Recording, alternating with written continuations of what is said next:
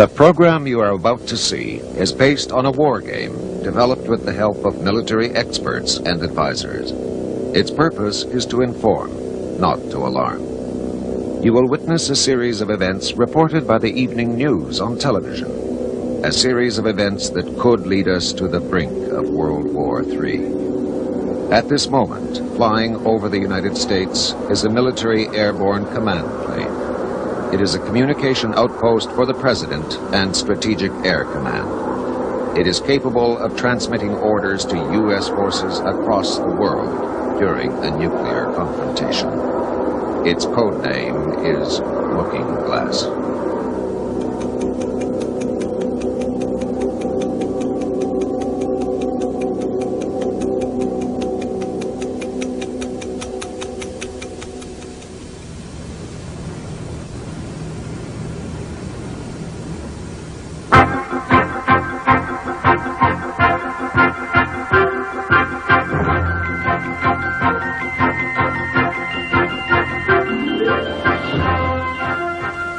Good evening, I'm Don Tobin.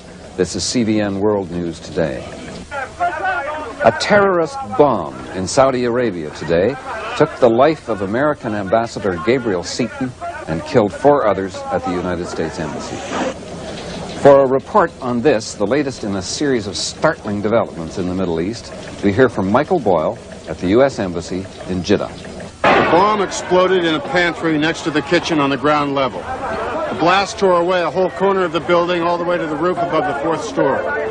Ambassador Seaton was in his 3rd floor office on the same corner and was apparently killed instantly. 3 other officials also died in the attack. Ironically, security at the embassy was tightened only yesterday in response to a wave of violence in the region triggered by America's banking crisis.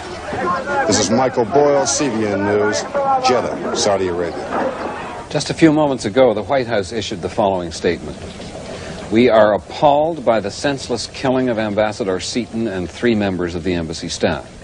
The United States calls on the government of Saudi Arabia to take immediate action to apprehend and punish the terrorists who committed this crime. The statement went on to offer sympathy to Ambassador Seaton's wife and 2 children and to the relatives and dependents of the other dead Americans. The ambassador's death climaxes several days of turmoil in the Middle East that were ignited by the bank crisis here at home. It's been years since Americans have lived through such an astonishing week. 5 days ago, Chile, Argentina, and Brazil, forming a debtors cartel, defaulted on their loans. That caused the failure and collapse of 3 American banks. Within 24 hours, panic and speculation throughout the country led to the withdrawal of more than $3 billion. That forced the White House to close the banks, to put a halt to all banking transactions. But Americans have found it hard to be separated from their money, and the bank crisis, now in its 5th day, continues to cause eruptions of violence. Barry McKay reports from New York. This was the scene this morning at the National Mercantile Bank.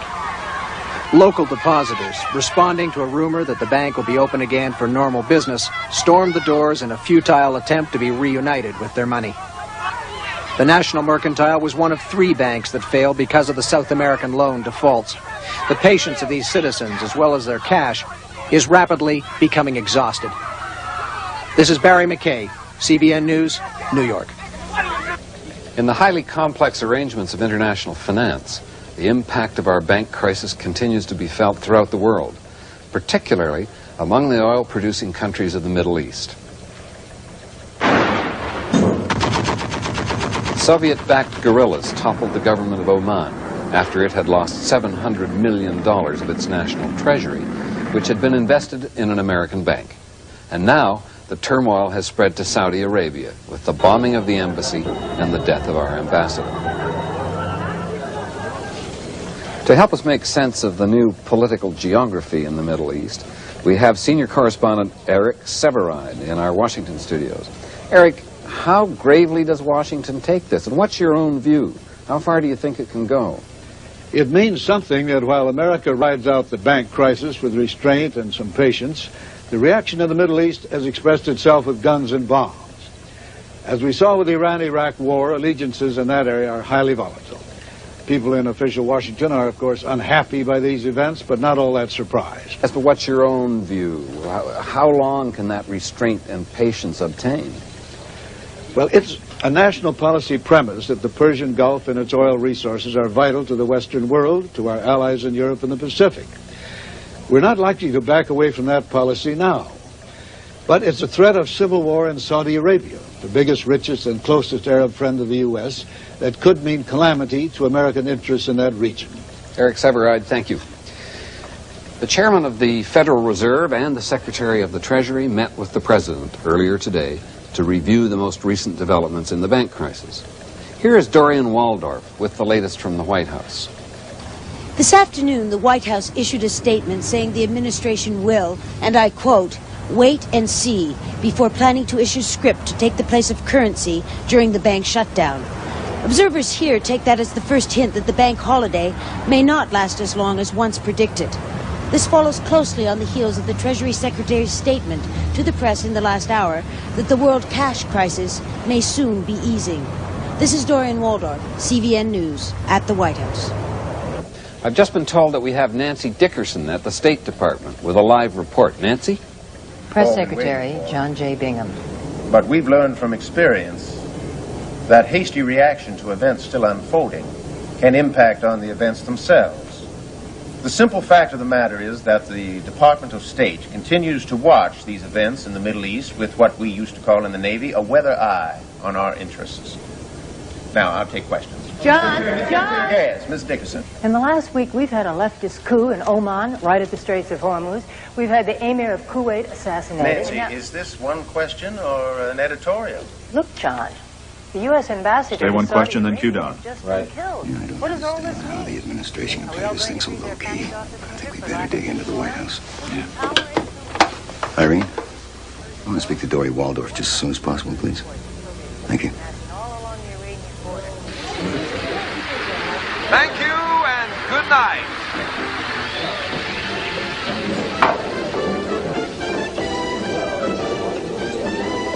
Hi, sorry. It's okay, I didn't have anything better to do.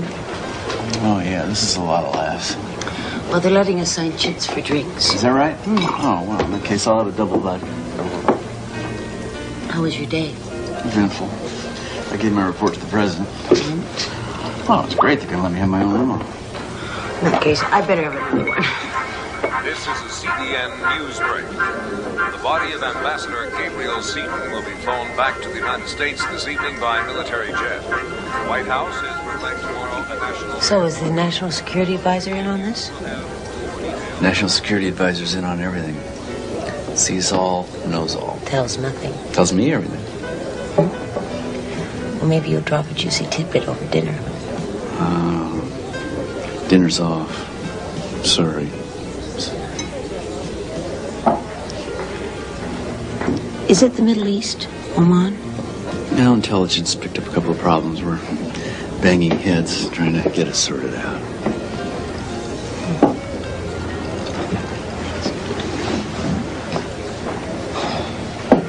What about later? Do you want to stop by? Yeah, sure. I'll try.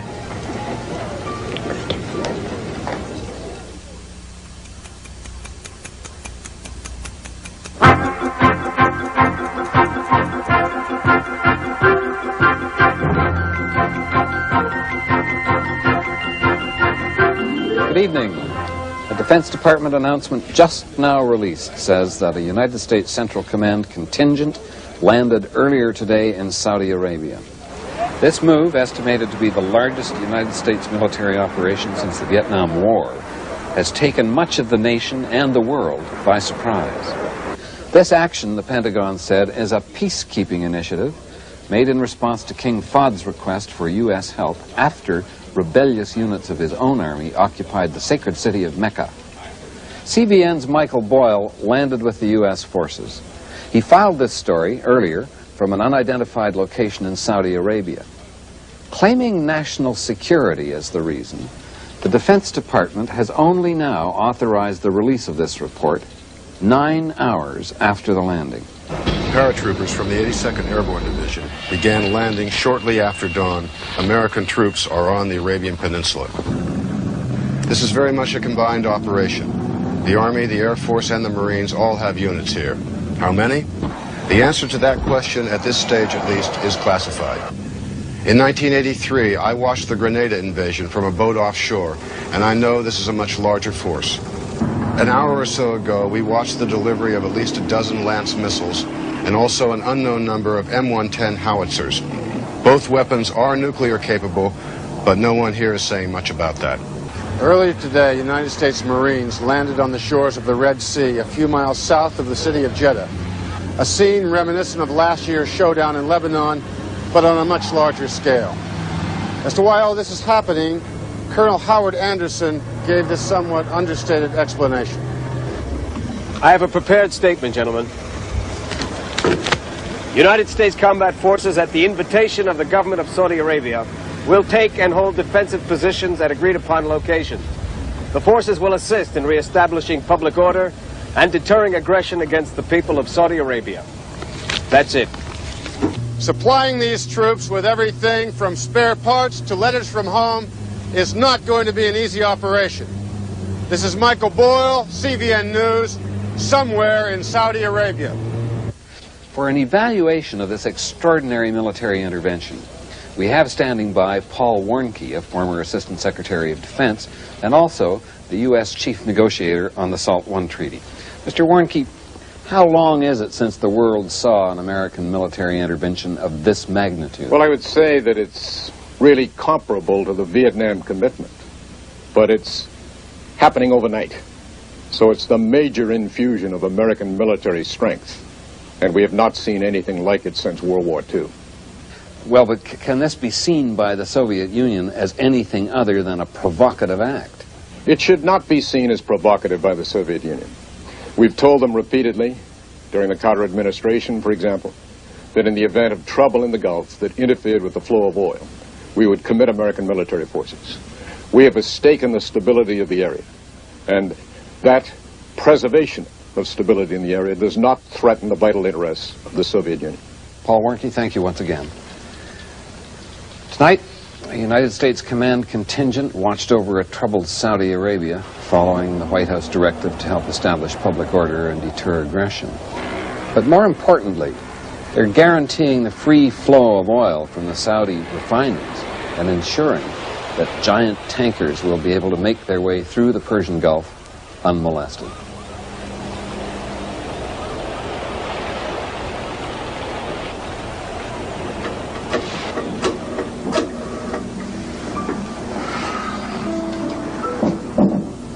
Hi. Yeah, I know I did. 12 at the latest. It's really been appalling around here today. Yeah, me too. Listen, Anne, I'm preparing you. I don't think it's going to work going to Monhegan this weekend, not for me. But don't tell the kids. I want you all there. No, I've seen it worse. But I can't remember it being quite so crazy. Not since the Cuban Missile Crisis. Yeah, me too. Let's finish this at home.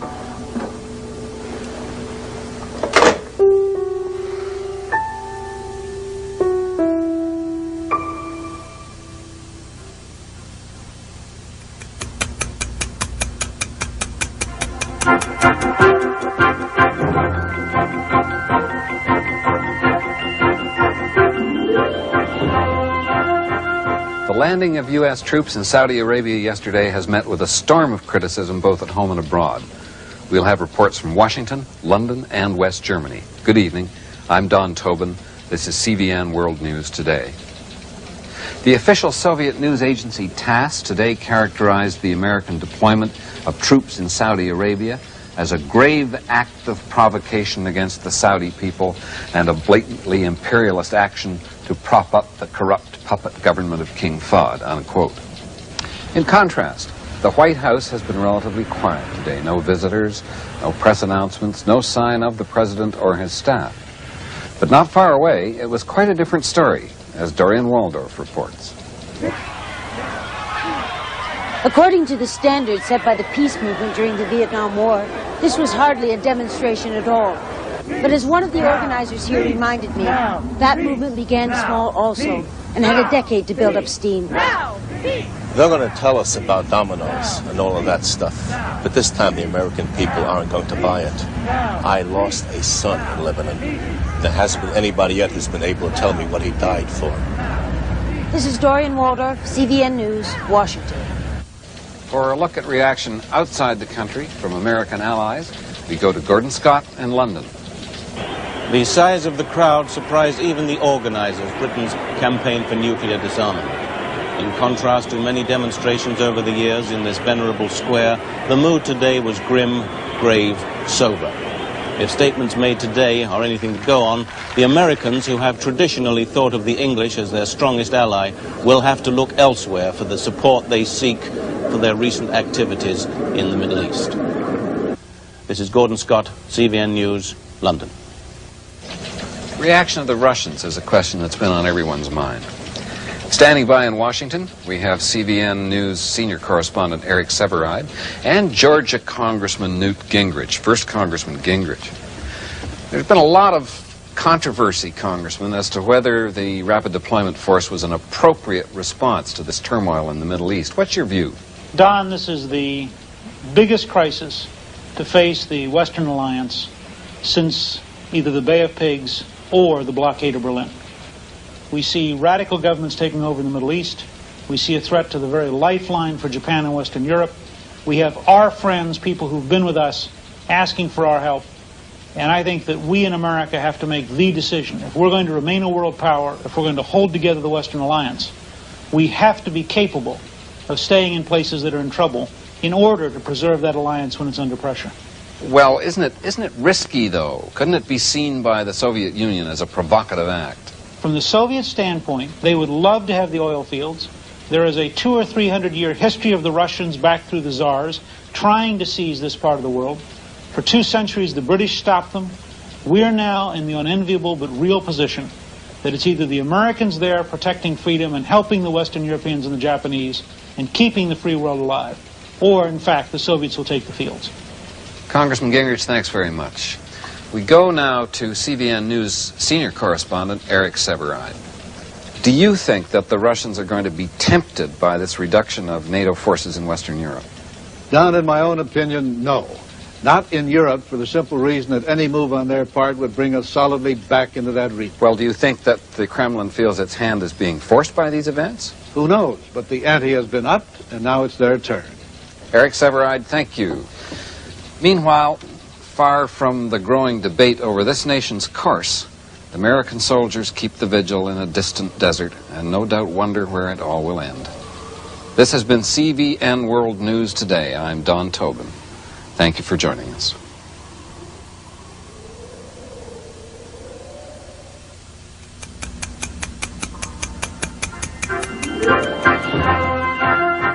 Good evening, I'm Don Tobin. The Persian Gulf is the center of turmoil again today as the Soviet-backed government of Oman has imposed a toll on all oil ships entering the Strait of Hormuz. This toll has effectively created an economic blockade with giant oil tankers waiting at the mouth of the Persian Gulf, uncertain what to do next. Mick Boyle has a report. Those empty tankers out there are waiting to pay $10,000 apiece for the privilege of passing through the Strait of Hormuz into the Persian Gulf. Oman's new governing council announced the toll midnight last night. Omani patrol boats have been out all day intercepting tankers and escorting them here. Western diplomats are already calling the toll a Soviet-engineered retaliation against the United States for sending troops into Saudi Arabia. Reaction in Washington was swift.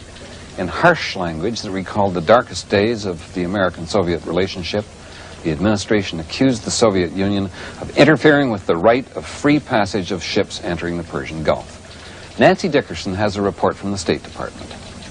Mr. Ambassador, a word with you, sir. The Soviet ambassador refused to comment on a letter given to him by Dean Craig, Assistant Secretary for Eastern European Affairs. The letter, signed by the Secretary of State, flatly declares that the United States will not tolerate any limitations on the right of ships in its merchant fleet to enter and leave the Persian Gulf. The letter leaves unanswered the gut issue. What is the administration prepared to do to back up its tough language? Two things are certain. One is that the administration is holding Russia directly responsible for actions taken by the new government in Oman. The other is that Soviet-American relations are bad and getting worse by the moment. If the Soviets were tongue-tied in Washington, they made up for it in Moscow with a series of sharply worded denials and attacks. Barbara Levin has this report. The Soviet Union officially denied today that it's behind the tanker toll in the Persian Gulf. In a series of speeches at the Presidium, the Soviets accused the United States of upsetting the balance in the region by what it called America's incursion into Saudi Arabia. Analysts here see the reference as the offer of a trade. Get your forces out of Saudi Arabia and Oman will lift the toll. This is Barbara Levin, CBN News, Moscow. Whether the United States government will consider this Soviet statement to be an offer to trade is an interesting question. For an analysis, we go to our former ambassador to NATO, Robert Ellsworth. Ambassador Ellsworth, what about it? The Omanis have put this $10,000 toll on tankers going into the Strait. Is that important? Is it strategically consequential? And what about your former colleagues and allies in NATO? How are they going to feel? On this point, my own view, and I'm sure that the West Europeans, particularly the French, Germans, and British, is that it could be serious, but that it's not serious enough to justify any kind of precipitate action. Why don't we just swallow the toll? Oh, I think that'd be a mistake. I think that would be caving in at the very beginning of the test of wills, and would, in fact, have established the Soviets to a major degree with a position of equality of control with regard to the Gulf that neither we nor the Europeans nor the Japanese would be ready to concede yet. Ambassador Ellsworth, thank you. There's an old colleague of ours standing by in Boston who spent many an hour face-to-face with the Russians across the table, and many another hour intensively examining how they think and how they act. He's Professor Lincoln Bloomfield of MIT, and he has served both in the State Department and the National Security Council. Link, how do the Russians arrive at their security, at their foreign policy? What are they doing over there anyway? I wish we knew, Don. I go by a few basic principles. One is that the Soviet leaders resemble a man going down a hotel corridor and trying all the locked doors. If one of them is open, watch out. If they're all locked, they're very cautious. How many open doors are they going to find in that hotel, which is another way of saying how far is this thing going to go? They must be sitting there calculating right now what are the people in the Situation Room in the White House planning? What kind of military deployments might the U.S. make? I think there are a lot of uncertainties, and frankly, it's a dangerous situation. Lincoln Bloomfield in Boston. Just outside the Strait of Hormuz, giant tankers wait to load on oil for Japan and for our Western allies. However, the Omani toll has effectively stopped all traffic, and the consensus of world energy experts is that this impasse has to come to an end.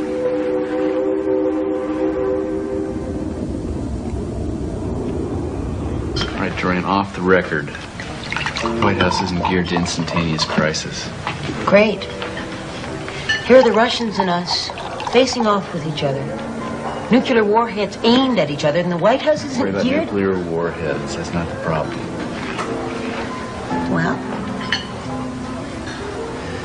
Well, the system's overloaded. Too many hot spots. I always told you the White House organization is archaic. Yeah, you tell me a lot of things, Dory. One of your greatest charms is how you so awkwardly try to change the subject. Well, there goes our romantic little dinner. Things you sacrifice for your country,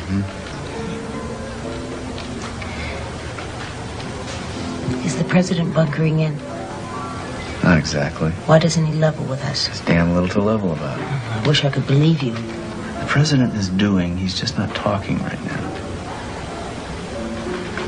I can hardly wait until you're unemployed. It's going to be quite an adjustment. How so? Once you're out of the White House, you can start telling the truth again.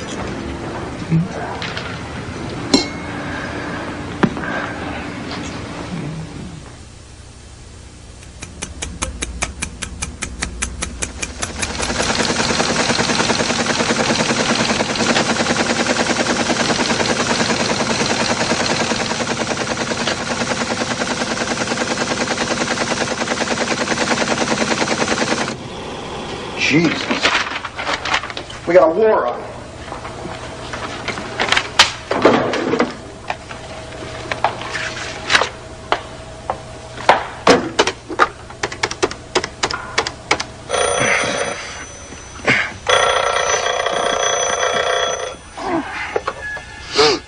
Listening, go ahead.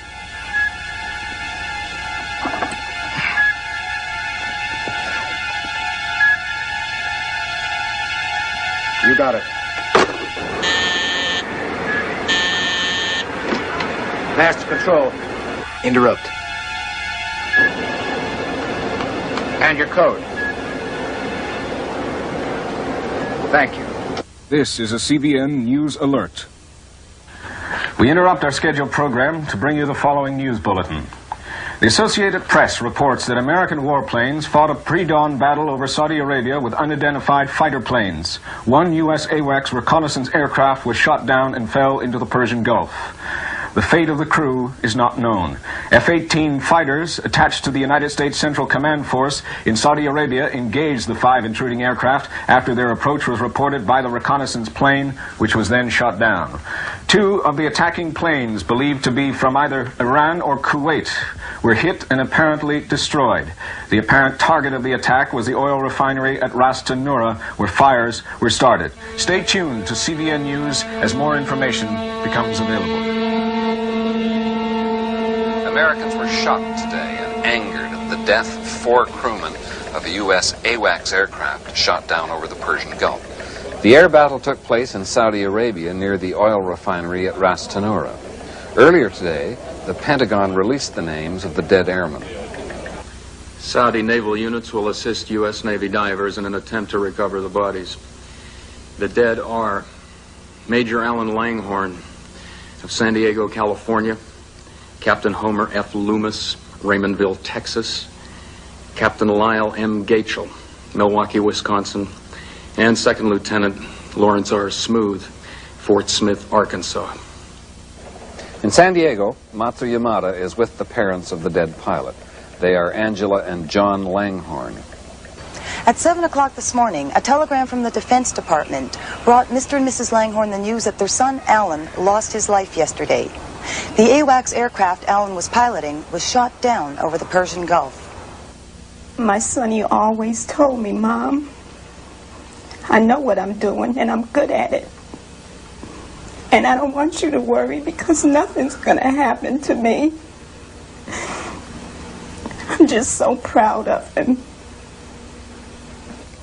In Washington, a State Department source who asked not to be identified said that the raid was probably in retaliation against Saudi Arabia for inviting U.S. combat forces into the region.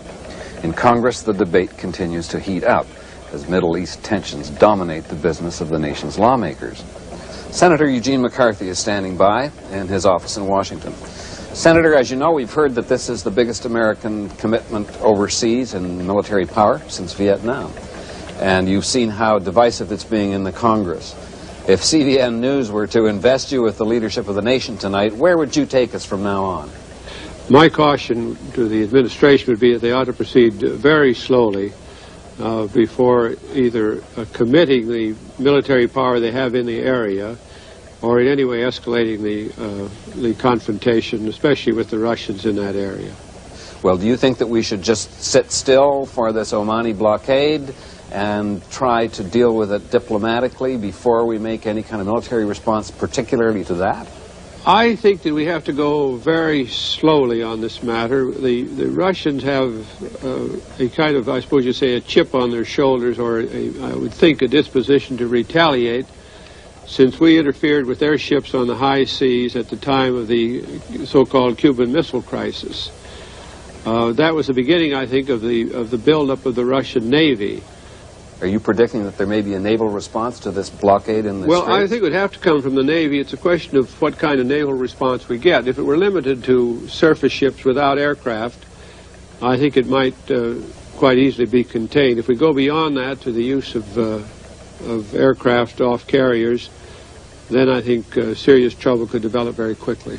Senator McCarthy, thank you very much. There are now 21 tankers waiting to enter the Strait of Hormuz, 9 more than yesterday. One tanker captain has threatened to ignore the toll and just sail his ship through the blockade. The Omanis have responded with patrol boats armed with 20mm cannons. And the question tonight, will the Omanis fire on such an unarmed vessel? And will the United States have to implement a naval action to clear the blockade? Whatever the answers, they'll have to be accomplished quickly as the oil reserves for some of our allies begin to shrink.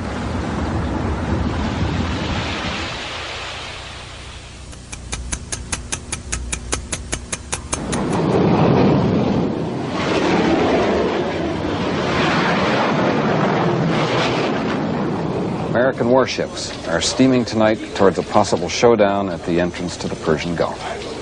This action was announced in a statement issued only moments ago by Presidential Press Secretary James Otis. The United States naval carrier Nimitz and an attendant battle group of cruisers, frigates, and submarines have been ordered to proceed to the Persian Gulf. The group will make certain that American merchant vessels are not hindered in their use of international sea lanes. The President will address the nation at 10 p.m. Eastern Standard Time this evening. We have some pictures of the battle group and the weapons, the kind of military power that we're presenting. The heart of this task force is the U.S. naval carrier Nimitz and her complement of warplanes. The carrier is surrounded by a protective screen of 8 frigates and cruisers, and as further security, an unknown number of hunter-killer submarines will sweep the seas ahead of the task force. Most of the ships and planes of this formidable task force are equipped with nuclear weapons, cruise missiles, torpedoes, depth charges, mostly low kiloton yield, but still much larger than the bombs dropped on Hiroshima and Nagasaki. Because of the gravity of events in the Middle East, we are not going to report other news from around the country and the world tonight, so that we can concentrate on this rapidly expanding crisis, paying particular attention to the most recent decision by the President. Let's go right away for an analysis to Washington and CVN News senior correspondent Eric Severide. Don, what we are witnessing, quite simply, is a serious escalation of military actions and reactions on both sides. Well, now, what do you think will the Russians do? How will they read our latest move? Well, our stated intention is to create a strong presence in the area in the hopes that the sea lanes will be opened without the use of force. That has not always worked for the U.S., and the Soviets know it. Whether they respond militarily and to what degree is uncertain, but they've got to feel threatened. With this awesome array of technology lined up on both sides in the Gulf, where does that leave us, Eric? In something of a no man's land. We hope both sides are talking to each other. We assume they're being very, very careful. We hope neither side misreads a signal, misunderstands an intention, or perceives this rattling of sabers as an act of aggression. But here we are, going eyeball to eyeball on the Strait of Hormuz. It's going to take some very fancy footwork for both sides to get up and walk away from this. Eric, thank you very much. A little over 2 hours from now, at 10 p.m. Eastern Standard Time, the President will address the nation from the White House. CVN News will be there to provide live coverage.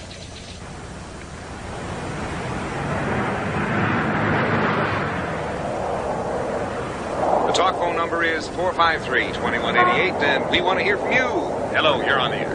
Hi. Yeah, look, I don't know about you, Jerry, but when do the 2 leaders of the superpowers have the right to flirt with the extinction of the species, huh?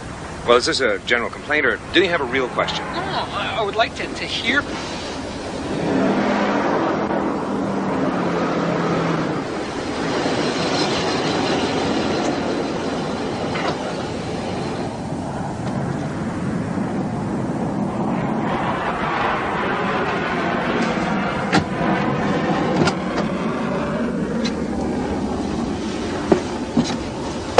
So, do I drive or what? No, I gotta get back. Tell me why the hell we're sitting in a dark car in the Jefferson Memorial at 8:18 p.m.? Feels like we're in a bad detective movie or something. Yeah, it's real simple. I'm breaking the rules. We're not supposed to talk to the press. One leak to CVN, and they point the finger right at me. It's just because we're seeing each other. Don't they realize how many White House leaks there are? Yeah. But they know I'm on the outs on this one. Who's after you?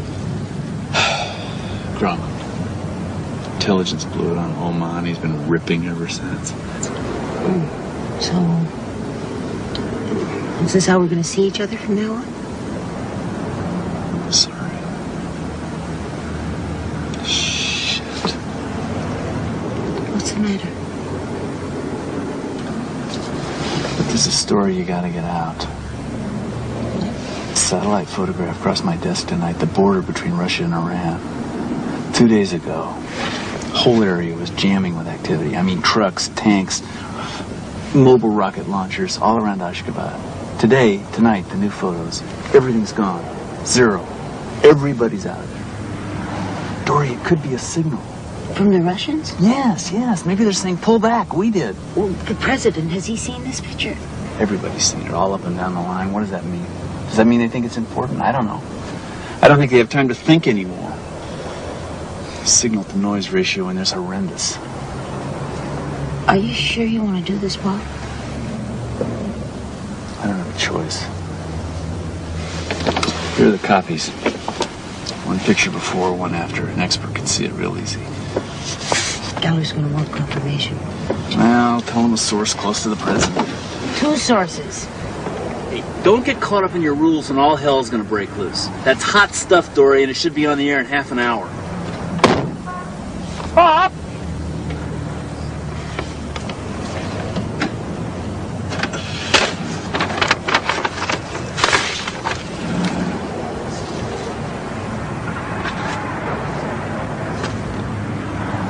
Ladies and gentlemen, the President of the United States.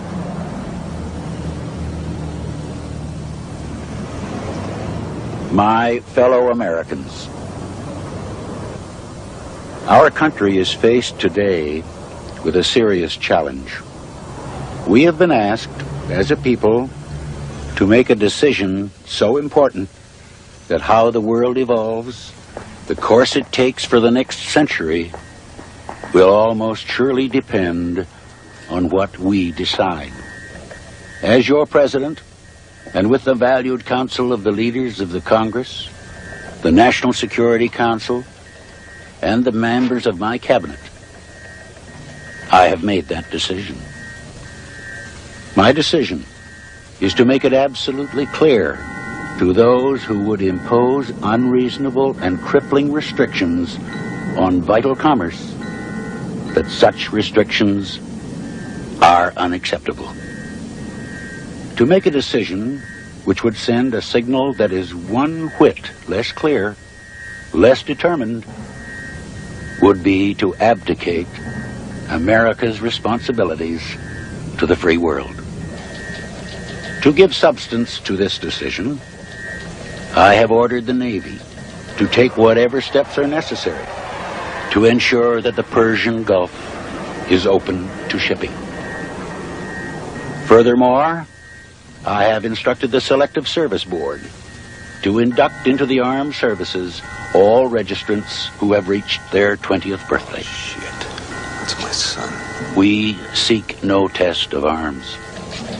Our commitment to peace is matched only by our resolve that no nation, great or small, may hold other nations hostage to its greed for wealth or power. God bless you, and good night. Okay, Don, tell us all about it. Well, the key is that the Navy can take whatever steps necessary. Do you think that means that they've given the task force commander the right to make strategic decisions, start a war? Let's find out what it does mean, Frank. Well, what I wish we could do is get through to someone close to the president and persuade them that we have got to get a man on board one of those ships in the task force. Yeah. Talk to Jim Otis at the White House. Yeah. You might remind him that the Brits had news people with their fleet in the Falklands. And say if there's going to be any Grenada-style censorship, he won't find the media quite so complacent this time. Right on. Okay, let's take this. We've got a Waldorf piece coming in from Washington. Irene, try and get a hold of Jim Otis at the White House press office. And if not, I'll talk to Mr. Dunstead or Mr. Grauman. I'll be at Studio 6 Control. Okay. Are they ready? Good. So, we all set? Washington, check your phasing. She's ready? Yeah, we're rolling. Tape's rolling. Okay. All right, cue Dory. Washington, you've got it. In these critical days, the intelligence agencies are working around the clock in a desperate effort to give the country's political and military leaders the information they need to make crucial decisions. Literally thousands of bits and pieces of information are gathered daily. Every one of them has to be studied as a possible clue to Soviet intentions. For instance, there's the unconfirmed report that Chinese in large numbers are crossing the border into Russia. What does it mean? Are they volunteers on their way to join forces with the Russians? Are they simply peasants fleeing crop failures in northern Xinjiang province? Documentary? No one knows for sure. But it is one more cause for alarm, one more demand on available energy. Or there is this satellite photograph that was taken yesterday. This is the border between the Soviet Union and Iran. In this picture, taken 2 days ago, the objects indicated are military vehicles and weapons on the Russian side of the border. In this photo, taken last night and just released to CVN News, there is no visual evidence of any military activity whatsoever. The border is clear. Why? Is Moscow signaling to Washington, we've pulled back, now you do the same? Stand by, videotape. We're coming to the end of the report. Irene, I want to speak to Dory just as soon as she's through. On the answer to that question, and others like it, may depend decisions that could lead to war or peace. This is Dorian Waldorf, CVN News, Washington. This stuff is fantastic. I mean, this is great stuff. You get it? It's legitimate. I hope they listen. Dory, who else has seen those photos? No. I mean, the network, cable. Okay, FB, put those photos up again, will you? Now, this is really classified stuff. How'd you get your hands on it? Split them. Usually reliable White House, so... Dory, we're going to need another source. Now, confirmation. Somebody closer to the president. Yeah, I know exactly how you feel, Dory. Just a minute. Dorian, this is Don. Yes, of course I understand. But you understand that we've got policy on a story like this. Now, you get that confirmation, okay? Dory, honey, I'm sorry. Look. What? That is one unhappy woman. Marvin, when we've got a story that could change the course of a war, then... You could stop a war. All right, either way. We better make damn sure that we've got another source that doesn't just happen to be the reporter's boyfriend. Don, you picked a hell of a time to stand on policy.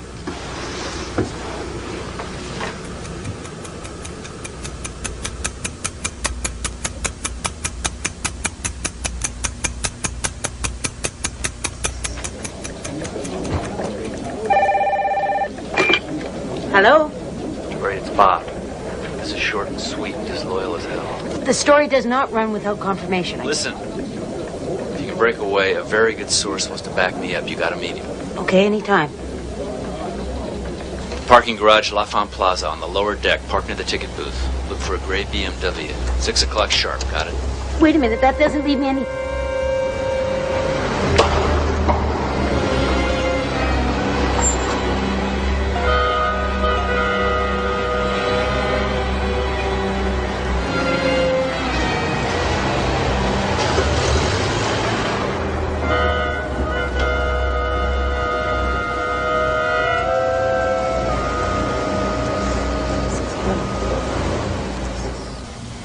What's Waldorf doing about those satellite photographs? She's waiting for confirmation.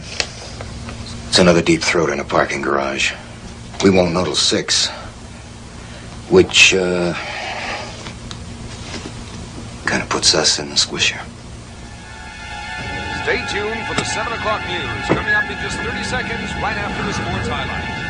In Philadelphia, Mark Thurmond defeats the hot Philadelphia offense with a 3-hitter and pitched San Diego Padres to a 3-0 victory over the Phillies. In New York, Keith Hernandez's double in the 9th inning scored pinch hitter.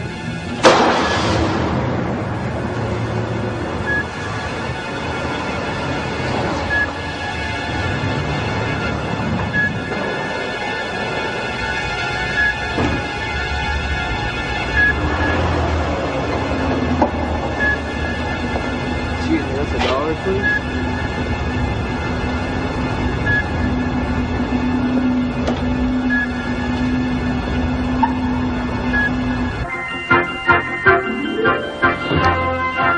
Soviet submarines are believed to be headed tonight towards the Persian Gulf in a possible confrontation with American warships. Good evening. This is CVN World News. Today, Don Tobin reporting.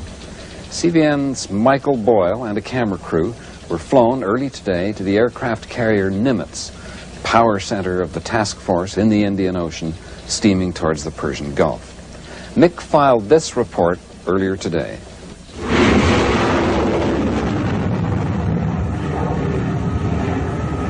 There goes an F-18 Hornet off the deck of the Nimitz. Many of this great ship's planes are already in the air searching for a flotilla of Russian submarines. The subs, believed to be of the Typhoon class, the Soviet Navy's largest, were spotted last Tuesday off the Strait of Malacca, far from their home base in Vietnam. Their assumed destination, the troubled waters of the Strait of Hormuz. Planes have been shuttling on and off the deck of the Nimitz since well before our arrival this morning in hopes of locating the submarines. It is thought that the Russian subs are nuclear powered and are armed with torpedoes that can use either conventional or nuclear warheads. Meanwhile, this giant carrier and its protective shield of escort vessels steam north at top cruising speed toward the Persian Gulf. At this speed, the entrance to the Strait of Hormuz is less than 2 days away. This is Michael Boyle for CVN News aboard the aircraft carrier Nimitz. Gordon Scott in London now has a report on the latest Soviet response. Units of the Russian home fleet sailed out of the Black Sea and into the Aegean today. Admiralty sources in London speculated that the ships would reinforce Russian vessels already in the Mediterranean, possibly with a view to keeping the Americans' Sixth Fleet from the Persian Gulf. 35 years of Cold War threatening to turn hot is failing, at least so far, to bring Americans closer together. If anything, the divisions, the fractures in the body politic grew wider today. While young men lined up at induction centers, other citizens protested. If the crowd outside this induction center is any indication, there'll be no lack of military manpower to respond to the fast-moving events in the Middle East. How happy they are to be here is yet another question. As always, it depends on who you ask. I'll do what I have to do, that's all. It's not like patriotism or anything. It's more like a job. You enlisted? Why? I don't want to see us get pushed around anymore. We haven't won a war since 1945. I think we got a real chance of winning this one. I want to be part of it. I do solemnly swear. Do solemnly swear. That I will support and defend the Constitution of the United States. That I will support and defend the Constitution. Whatever kind of war it might be, if indeed it is a war, many of these young men will be in it, like it or not, marching to the same drummer for the first time in their lives. Barry McKay, CBN News, Induction Center. Chicago, Washington, Boston, Dallas, and 24 other major American cities, at last count, have had protest demonstrations of one form or another. The largest was here in New York. Thousands of citizens gathered in front of the UN and then marched up Fifth Avenue past St. Patrick's Cathedral.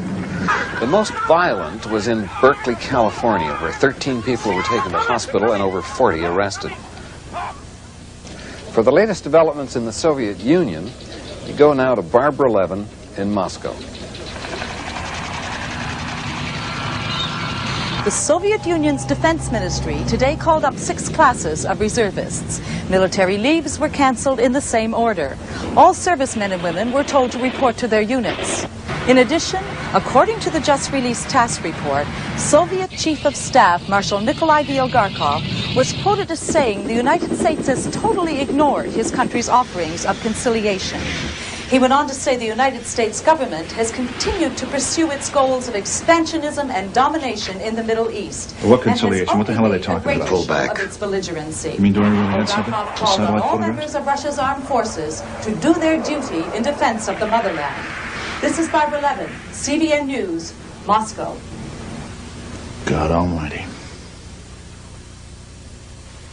And no, I'm not blaming myself. CBN News can't put stuff like that on the air without confirmation. You know that. Besides, Bob Ellsworth pointed out that those troops disappearing could just as well mean they've been sent into action, for God's sake.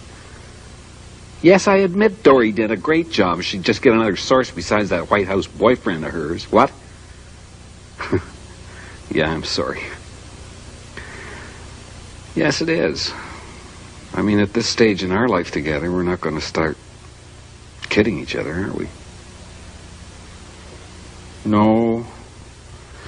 No, if I thought that, I'd come home or get you down here. Yeah, newsman, yeah, newsman, right. Yes, I do, Ann. Yes. Yes, Ann. Okay, hon. Night.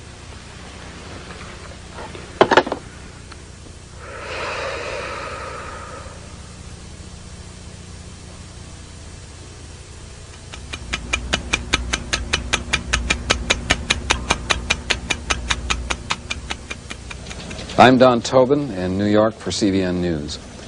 In order to bring you the latest information as it emerges from the crisis in the Middle East, CBN News will now remain on the air until further notice.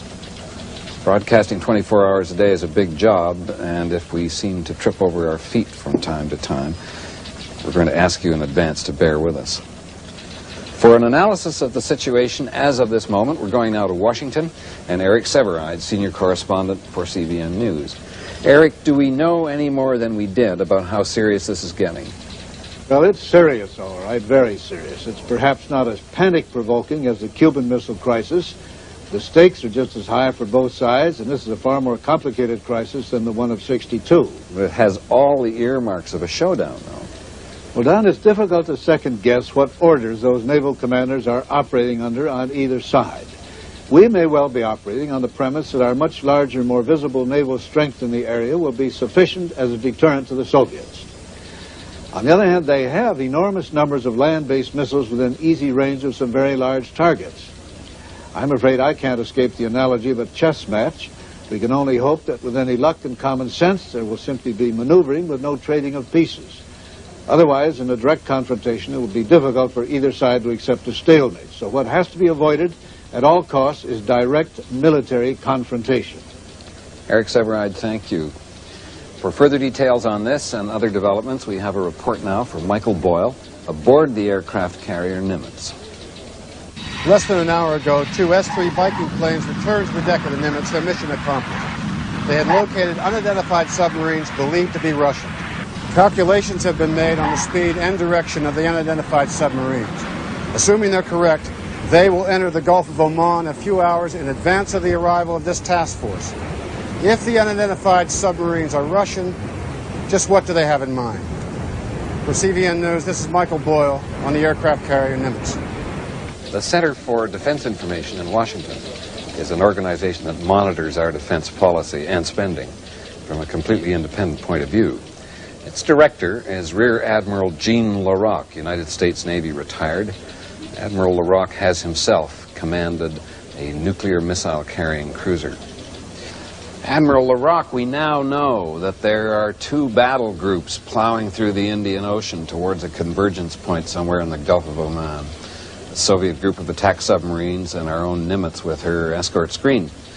What do you think is in the minds of the commanders of those two battle groups as they converge on each other? Well, I think very simply, in the minds of the U.S. commander and the Soviet commander, they are thinking in terms of nuclear war. The Soviets and the U.S. both have been making plans, practicing, training, and arming for nuclear war. Our main battery in both the United States Navy and the Soviet Navy at sea are nuclear weapons. And if you have Soviet submarines, as apparently is happening, converging with our aircraft carriers, it's just a question of which side uses nuclear weapons first. I know that from my own experience that I would not hesitate 1 minute to use nuclear weapons when confronted with Soviet submarines, because I'm totally aware that the Soviets have nuclear weapons that they can fire at our carrier battle group. So it's just a question of which side uses them first. Any war with the Soviet Union will be a nuclear war. Admiral LaRocque, thank you very much. We have Nancy Dickerson sitting in on a news briefing at the State Department, and we're going to... This has just come in on the UP wire from Washington. The government today has ordered the shutdown of the nation's nuclear-fueled power plants. The spokesman for the nuclear regulatory body said that the closings are being ordered as a precautionary measure. We'll bring you more on that. Now we go to Nancy Dickerson at the State Department. Are we having that briefing from the State Department spokesman John J. Bingham has told us that he has two announcements. The governments of Egypt and the Sudan have made a joint offer to mediate between, that is, they made the offer to Saudi Arabia, Oman, and to the United States. The offer is being studied.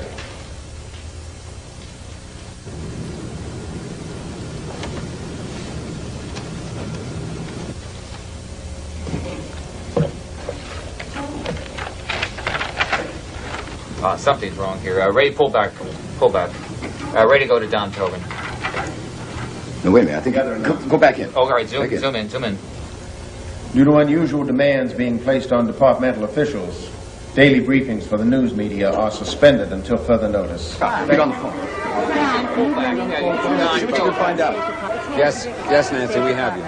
Well, Don, as you can see, John J. Bingham has left without taking any questions. It's highly unusual. Of course, the one question left on everybody's mind is, what is this crisis all about? Oman's toll charge, Persian Gulf oil, Soviet troops in the Iranian border?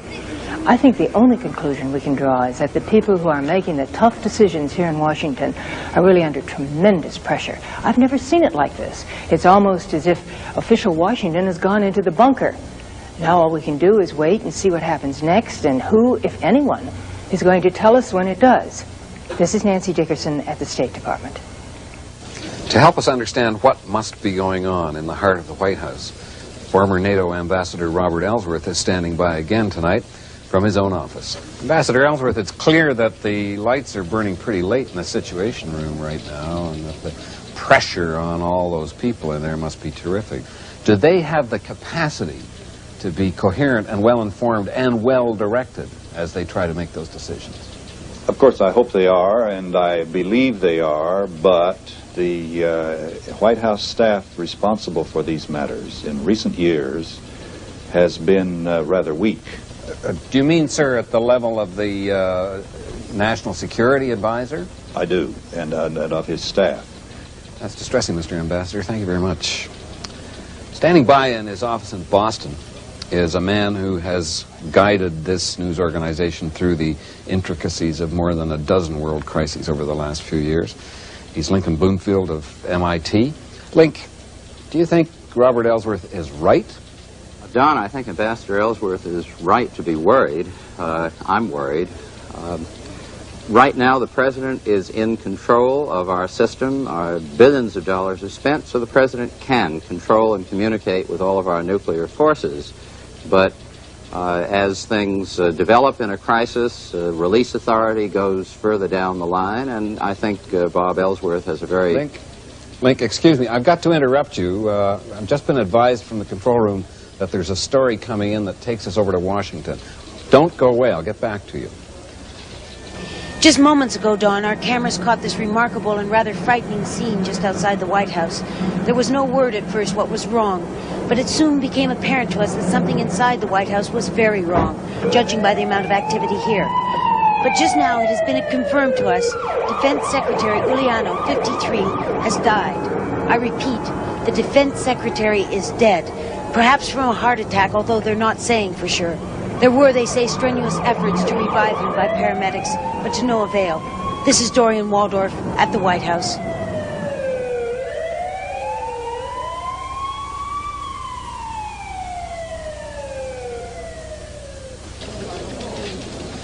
You know, Defense Secretary Uliano had the respect of the executive branch of the Pentagon and a little bit reluctantly perhaps from us in the news media. He was a straightforward, tough guy. He did his homework. He was a vigorous man, and it's appalling to think of that chap that we've been seeing on television only a few hours before, dead of a heart attack in the Situation Room. Link, you knew Secretary Uliano, and I guess you're just as shocked as I am. Is it conceivable that the pressures of crisis management in that Situation Room could trigger off a heart attack? Well, I'm just appalled at this news. If there's any time we need solid, prudent, sensible people in the Situation Room, it's right now. Of course, the tension, the pressure there is appalling. It's a crisis system. It's a man-eater. It's a person-eater.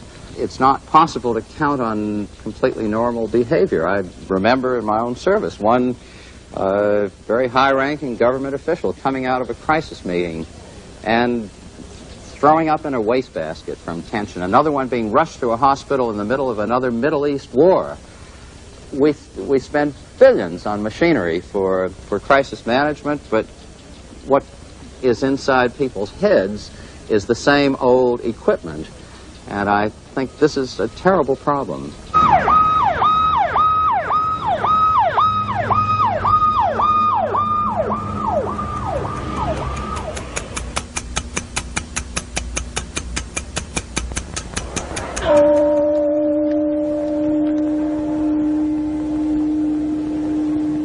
They've been coming since dawn. Nobody told them to. There have been no announcements, no leaflets. As far as I've been able to find out, this is completely spontaneous. Some of them leave after a few minutes of silence, others stay. The quiet was broken only a few moments ago by a young couple tolling the ancient bell mounted near the Hiroshima monument. With the arrival of monks beating their prayer drums, the atmosphere has been transformed into a ceremonial rite. One couple traveled all night from their farm 300 miles to the north.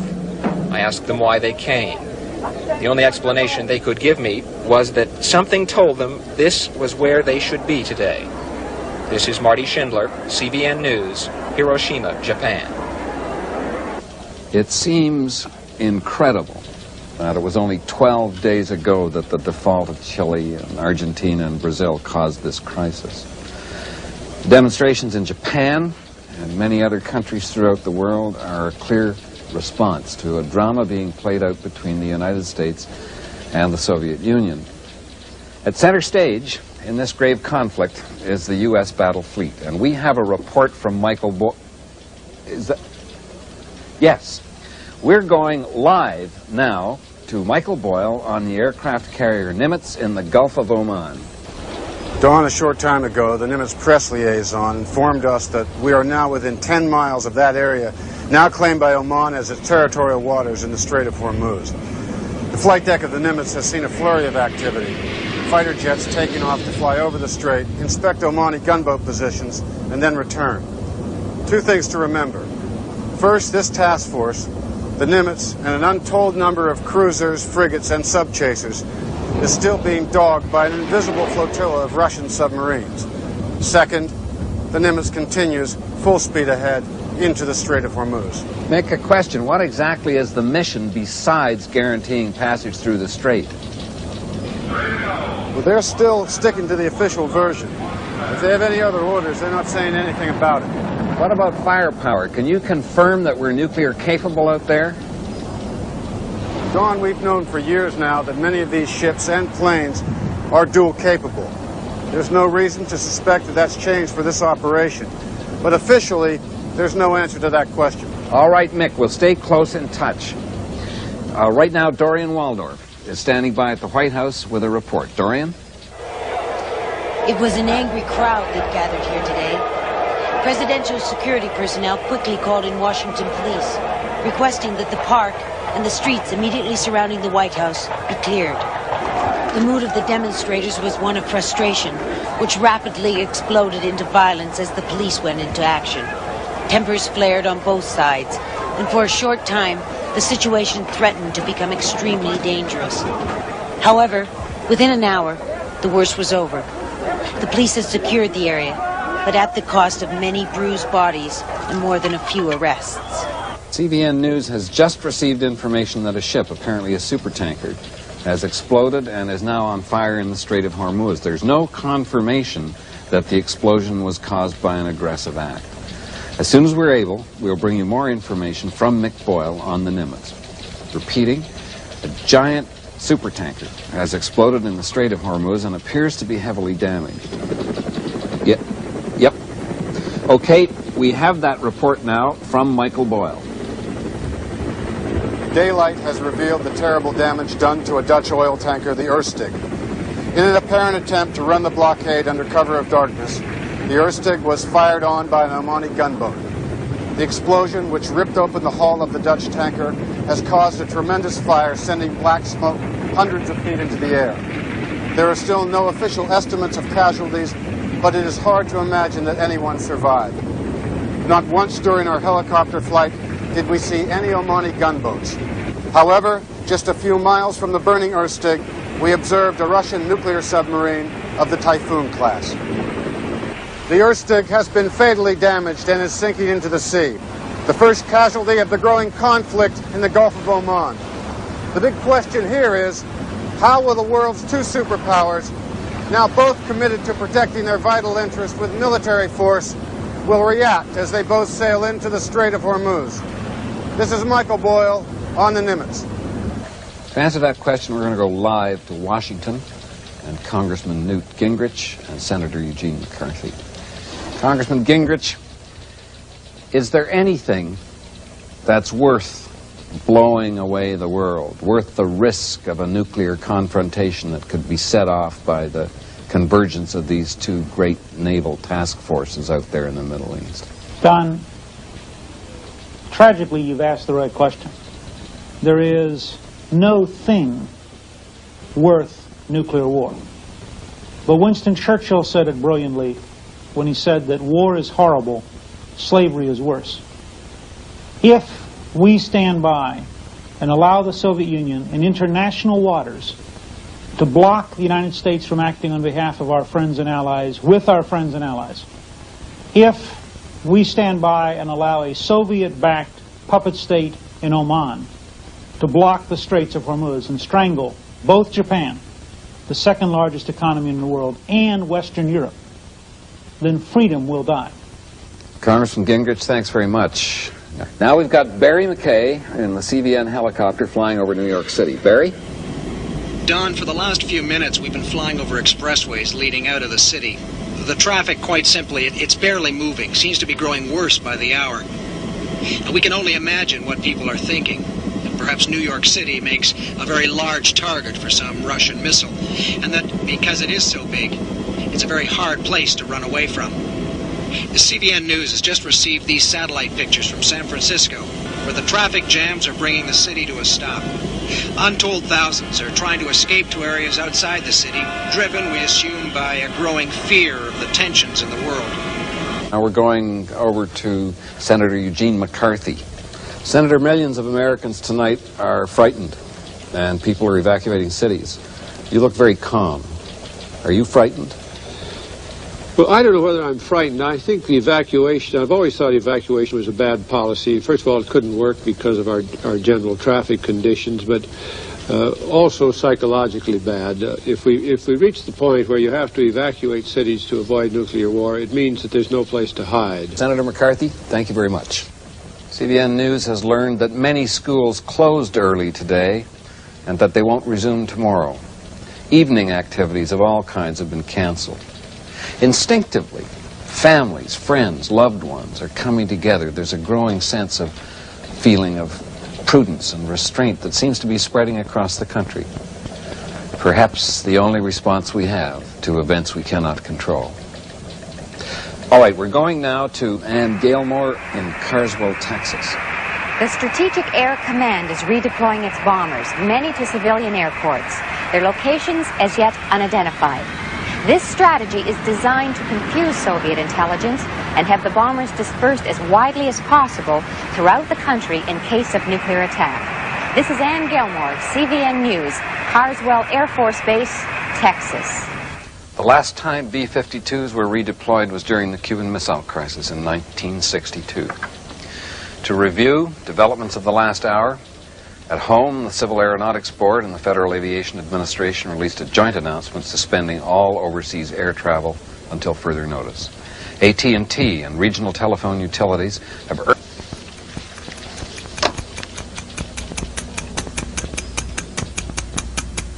Washington thing here at this point. Okay. Excuse me.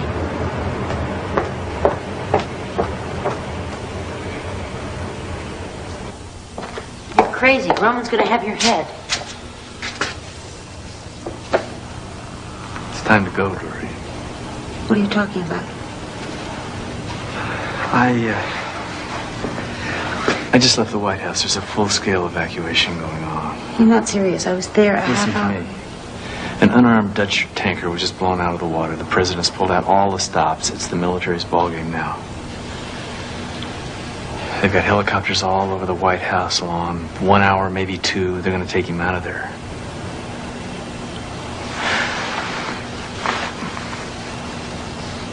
I don't know where we're going to go. But we've got to get moving right now. I can't. Dory, one more broadcast isn't going to make any difference. It's too late for that now. Maybe. But I can't leave. I do love you.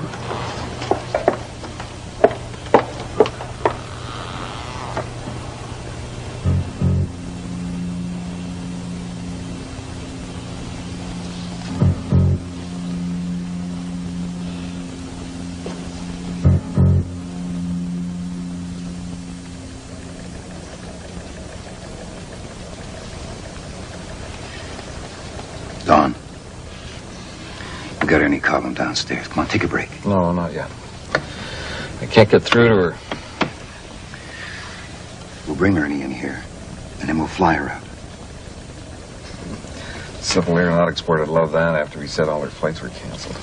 I can tell 10 million Americans what's going on in the world, and I can't get through to one woman. Maybe she already left. No, she knows that's what she's supposed to do, but I know her. She's at home watching me. That's what she's like. Stand by in the studio. We have a report coming in from Mick Boyle.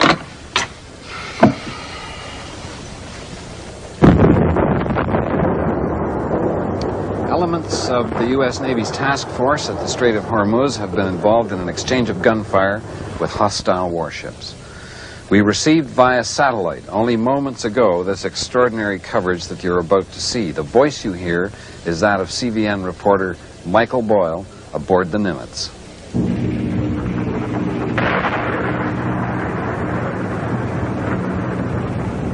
I didn't think I'd see this.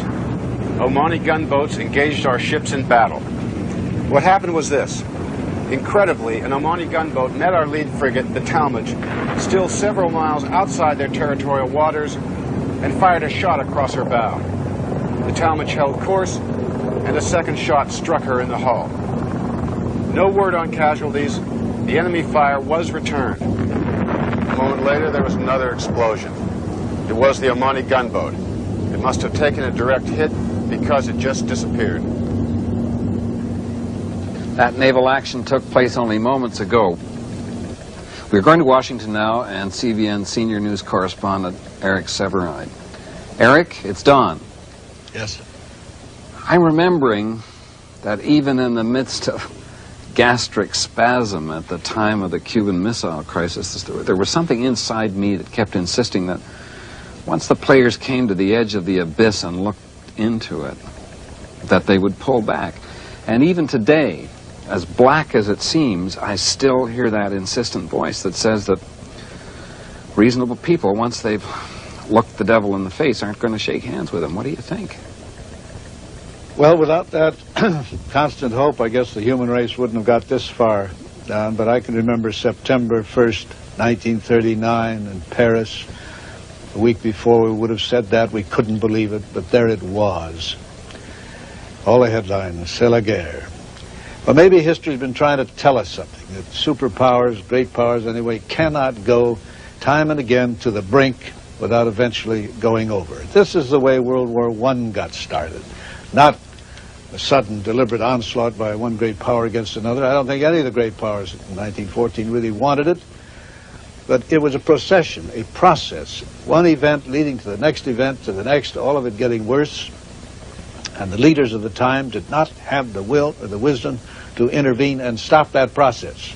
It could have been stopped. Many wars could have been stopped that way. And if the present leaders can't intervene in this situation and back up and stop it, then God will have to forgive them, because there won't be anybody else around to do it. But what more do they need to know? They've seen the mailed fist being shaken on either side. Surely they don't need any more demonstrations of macho superiority. I wouldn't think so. This is one government stalking another government, talking to another government. These are not the peoples of either country. The gunboat is gone, and I have to presume sunk.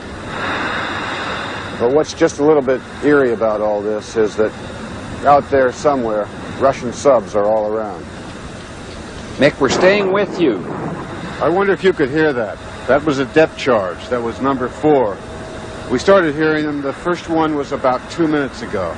Approximately 5 minutes ago, word came down that an unidentified submarine had slipped through our outer perimeter of picket ships and was being tracked on an interception course with this carrier.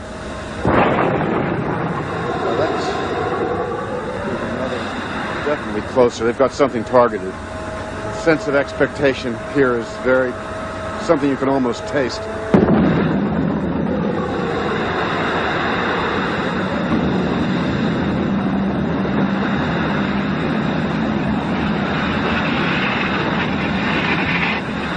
Al Horn, are you all right? Yeah, no damage. Just an incredible explosion from somewhere way over there, and then the release laid almost the same shockwave. My first thought was for shipping. It looks to be low yield, but almost certainly a nuclear explosion. It seems to have been underwater. I don't know, maybe the Russian sub was getting too close and they hit it with a nuclear depth charge. Maybe it was the sub exploding, I don't know. I'm going to try to see what that was. This is Mike Boyle, CBN News on the Nimitz. Go on, let's go. Mick, we're staying with you.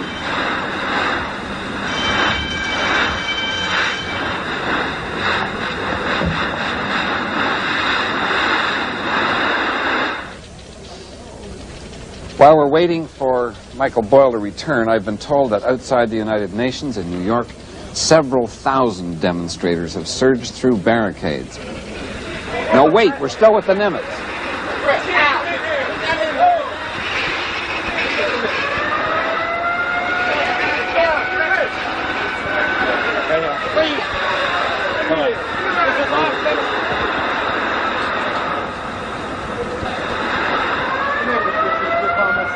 No comment, sorry. Who authorized the use of nuclear weapons? We have no confirmation that nuclear weapons have been used. You're telling me that mushroom cloud out there is a conventional weapon? Who has release authority in this group? Whose depth charge was that? Mick, honest to God, I just don't know. Come on, I don't believe it.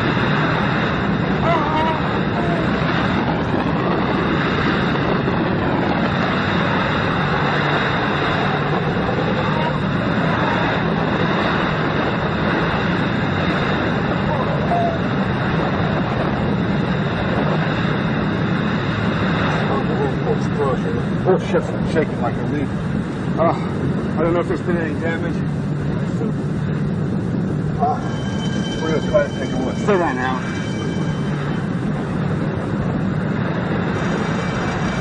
Oh, my God.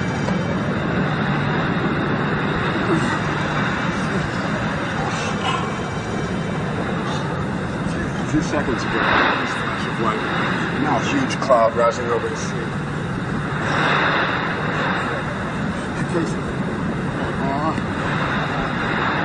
Sheer force of these things. We seem to be in one piece. Oh, we're going to try to get you a picture. What? What's the event?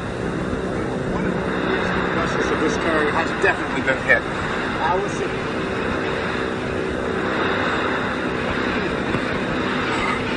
Oh, Jesus.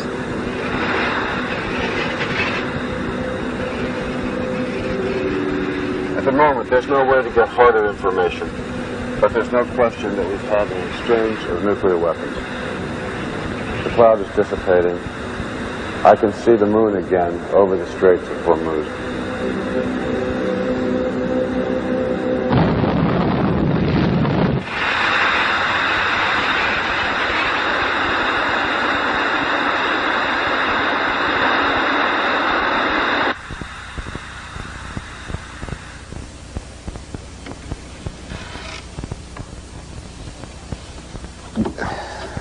We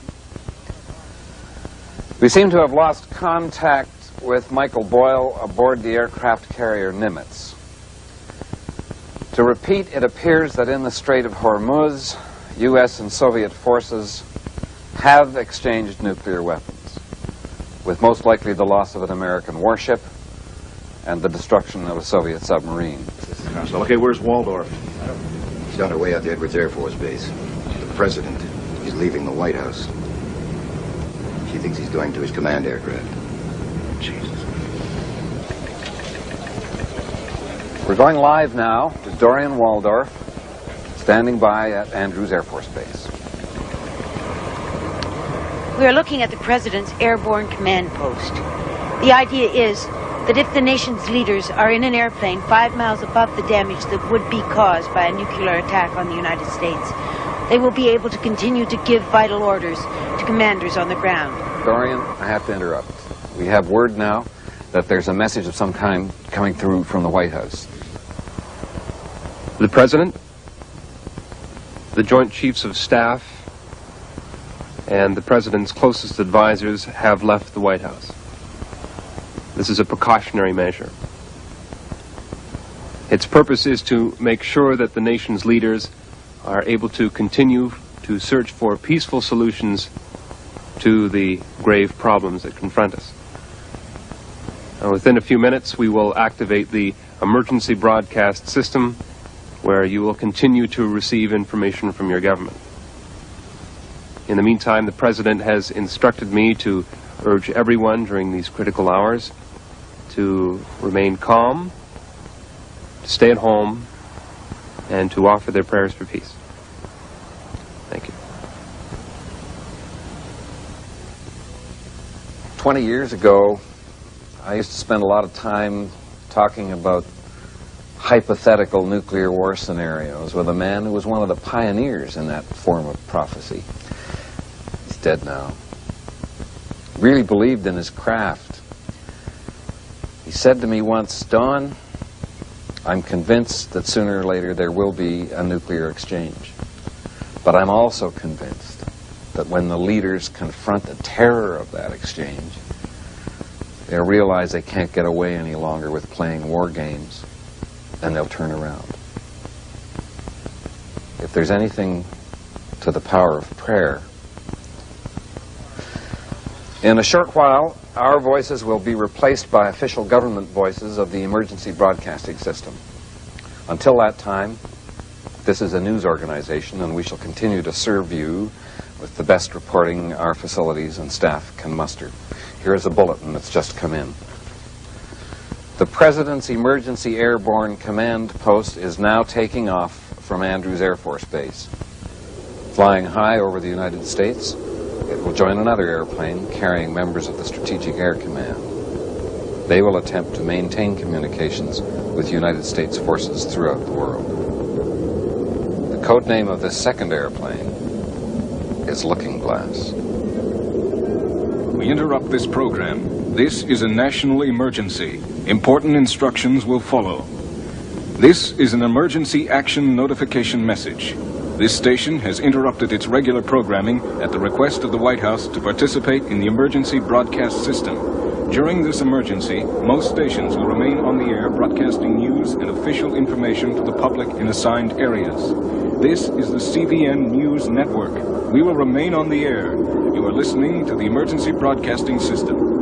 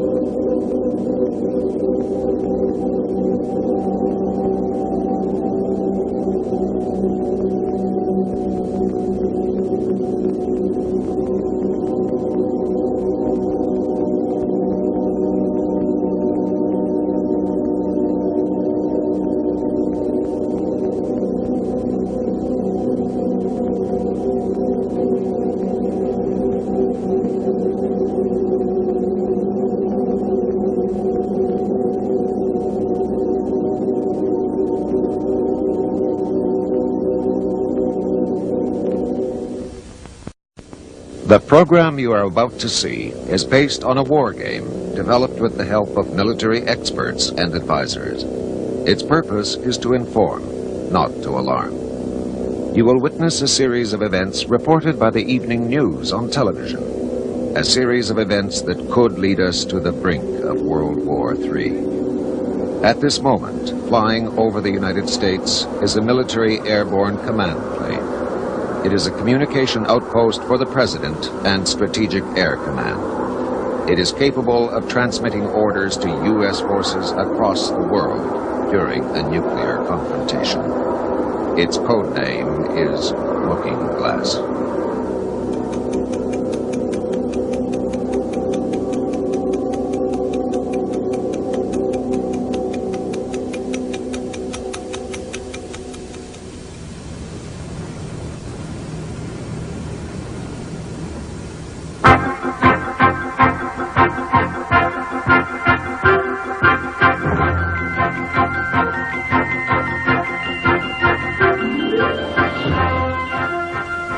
Good evening, I'm Don Tobin.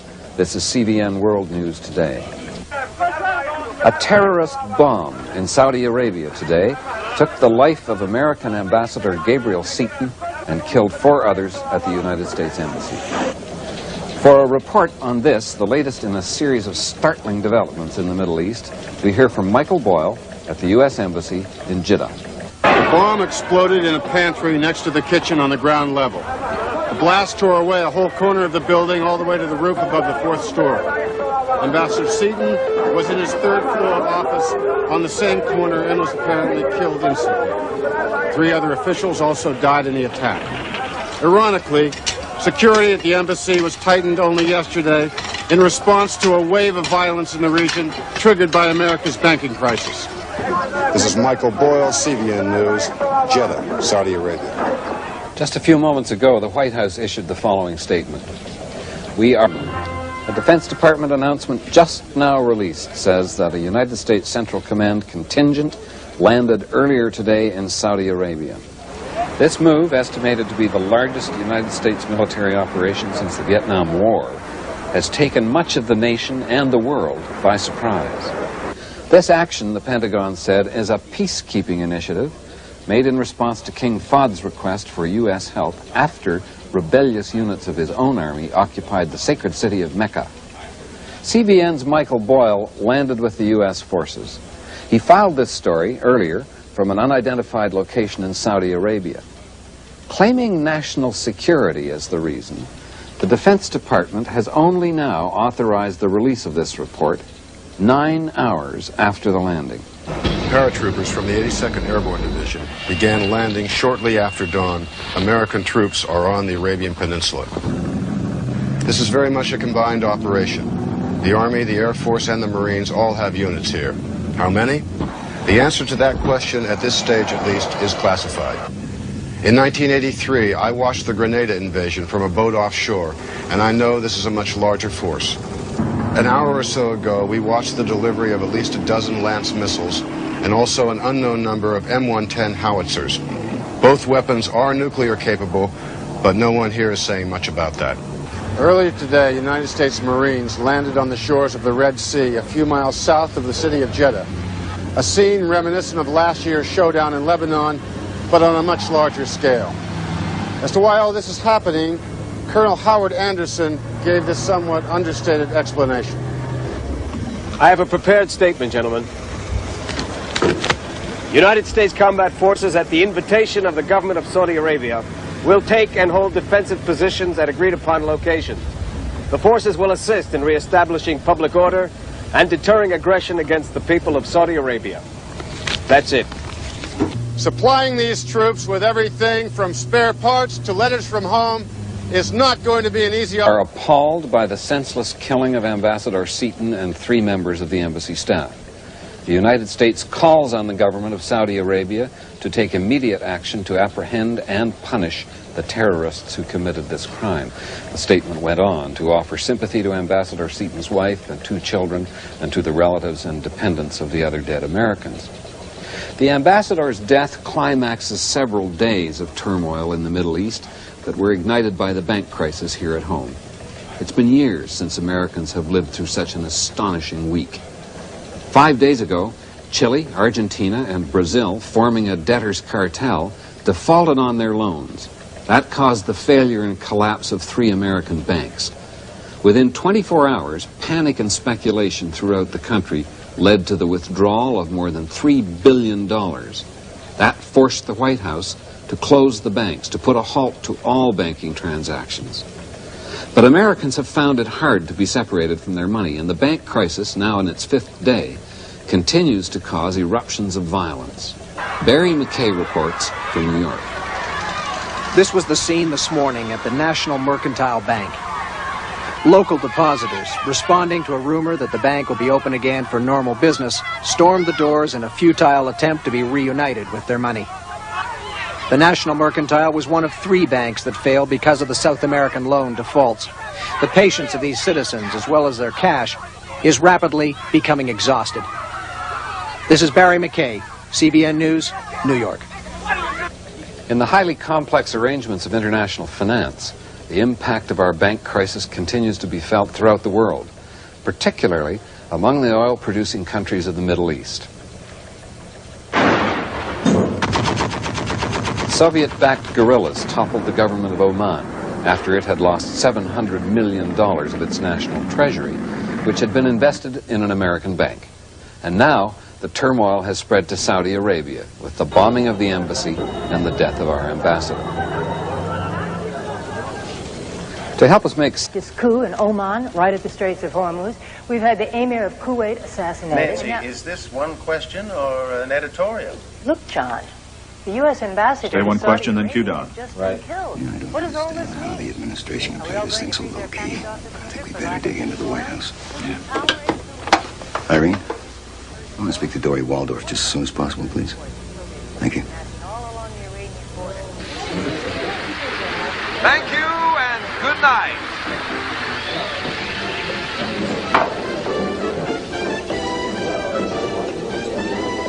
Hi, sorry. It's okay, I didn't have anything better to do. Oh, yeah, this is a lot of laughs. Well, they're letting us sign chits for drinks. Is that right? Oh, well, in that case, I'll have a double vodka. How was your day? Eventful. I gave my report to the president. Oh, it's great they're going to let me have my own limo. In that case, I better have another one.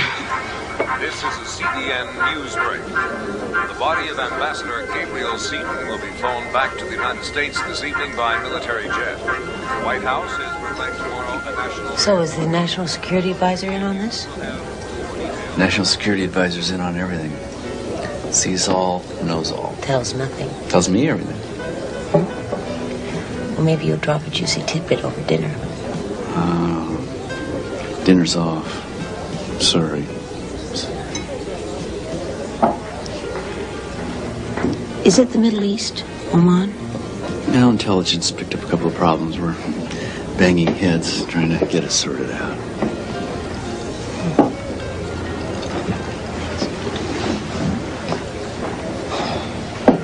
What about later? Do you want to stop by? Yeah, sure. I'll try.